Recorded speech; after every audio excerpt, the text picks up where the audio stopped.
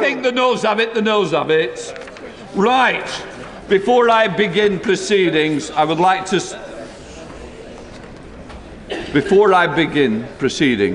say a few words to help manage expectations about business today.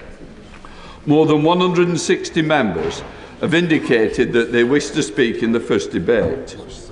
It is not customary to impose a speech limit on private members' bills, but I hope speakers, after both the member in charge of the bill and the speaker after that, will restrict themselves to about 8 minutes in the first instance, and that includes taking interventions. The Chair will review the guidance as the debate progresses and may need to ask for shorter speeches to enable more members to contribute. I should make it clear that the Chair returns the right to impose a formal speech limit, but I would rather colleagues help each other. At about 2 p.m, I will call front benchers to make their comments, and then we will move to end the debate. I've got to manage the expectation. Not everyone will get in. I will try and get as many people as possible. So it's important that this debate, it is one of the most important debates this House has had. So it's about being considerate, respectful of each other, and let us listen to each other. This is for the time for the House to show itself at its best. The Clerk will now proceed to read the orders. Terminally ill adults, end of life bill, second reading. The reasoned amendment in the name of Dr. Ben Spencer has not been selected. Kim Leadbeater will now move the second reading. I call Kim Leadbeater. Thank you, Mr. Speaker. And thank you to everyone who is attending this hugely significant debate today. It is a privilege to open the debate on the terminally ill adults end-of-life bill, a piece of legislation which would give dying people under very stringent criteria choice, autonomy and dignity at the end of their lives.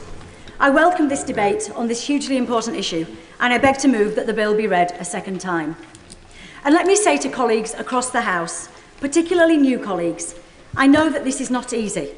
It certainly hasn't been easy for me. But if any of us wanted an easy life, I'm afraid we're in the wrong place. It is our job to address complex issues and make difficult decisions. And I know for many people this is a very difficult decision. But our job is also to address the issues that matter to people. And after nearly a decade since this subject was debated on the floor of the House, many would say this debate is long overdue. For my part, I have tried incredibly hard to ensure that the tone of the debate has and continues to be robust, of course, but most importantly, respectful and compassionate. And I am pleased that for the most part that has been the case. I know I can be confident that that same tone of respect and compassion will be adopted by colleagues today, whatever views they may hold. This is particularly important as we have people in the gallery who have a very strong personal interest in this issue. People who hold a range of views, but some of whom have lost loved ones in very difficult and traumatic circumstances, and others who are themselves terminally ill. And I want to pay a huge and heartfelt tribute to those families and to every single person who has contacted me about this issue, and in many cases shared their own very personal stories of loss and death. I know from my own personal experience of grief that telling your story over and over again takes energy, courage and strength. And I'm incredibly grateful to you all. It is your voices and your stories which have inspired me. And Mr. Speaker, such stories are difficult to hear, but it is vital that they are heard as they are at the heart of this debate. And they show that the law is failing people. And where that is the case, we have a duty to do what is right to fix it. For those who are here today or watching at home, they are dealing with the very real consequences of the failings of the current system. I will start by recounting just a few of those stories. Warwick was married to his wife Anne for nearly 40 years. She had terminal peritoneal cancer, which meant she couldn't breathe properly. She spent 4 days gasping and choking, remaining awake throughout, despite being given the maximum dose of sedatives, and eventually died of suffocation. She had begged Warwick to end her life, but as he stood over her with a pillow, he could not do what she asked, as he didn't want that to be her final memory of him. Anne had excellent palliative care, but it simply could not ease her suffering.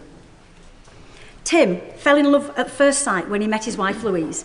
He proposed after just 3 days. But Louise got cancer, twice. And at the end, the morphine simply could not control her pain. In desperation, she managed to smash a small glass bottle and tried to take her own life, not realising that her toddler daughter had got into bed with her. Tim found her. He says, "You get to a point where you stop praying for a miracle and start praying for mercy." Former police officer James waved his mum off as she embarked on her final trip to Dignitas. She had terminal vasculitis. James desperately wanted to accompany his mum and hold her hands during her final moments. But he knew, because of his job as a police officer, it was just not possible. Indeed, she insisted he must not go with her. So she went alone. No one to hold her hand, no proper goodbye or funeral. These are just a few examples of the heartbreaking reality and human suffering which far too many people are experiencing as a result of the status quo. And the public know this. Mr. Speaker, I've always been keen to ensure that my politics stays rooted in the world beyond Westminster. And it's clear that public opinion is very much in favour of a change in the law. Polling shows consistently that around 75% of people would like to see the legalisation of assisted dying for terminally ill, mentally competent adults.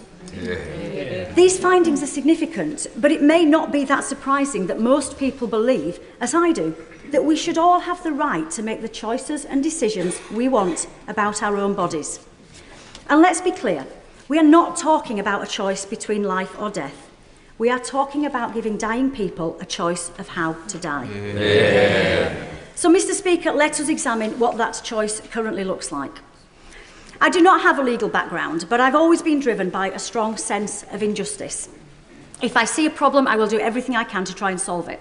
Indeed, in this job, we all do that every week and every day, whether here in Parliament or in our constituencies.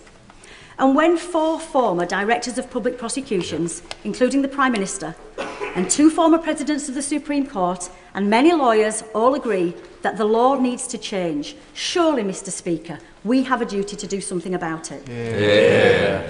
Intentionally helping another person to end their life is currently illegal under the Suicide Act 1961 and carries a maximum prison sentence of 14 years.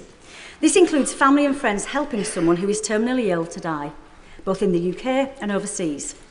And existing guidance does not stop people from being investigated by the police, adding fear, guilt and further trauma to grieving families. The law is not clear and it does not protect individuals, families or medical professionals. And this drives people to very desperate measures. And what about coercion? Well, as senior KCs have said, there is currently no established system for identifying abuse or coercion in advance of a person's death and for helping vulnerable people to make end-of-life decisions. So basically, Mr. Speaker... Will my honourable friend give way? I will give way on that. I thank my honourable friend for giving way. Mr. Speaker, I've been a nurse for more than a quarter of a century, and in that time I've worked mostly in intensive care as a specialist there. I've worked with really compassionate and very skilled, well-trained clinicians who've been taught to spot coercion. It's fundamental to our practice. Will my honourable friend agree with me that it is wrong to suggest that clinicians cannot spot coercion in these cases? He makes a very important point, and I thank him for his intervention and I thank him for his years of service as a nurse. I've spoken to many medical professionals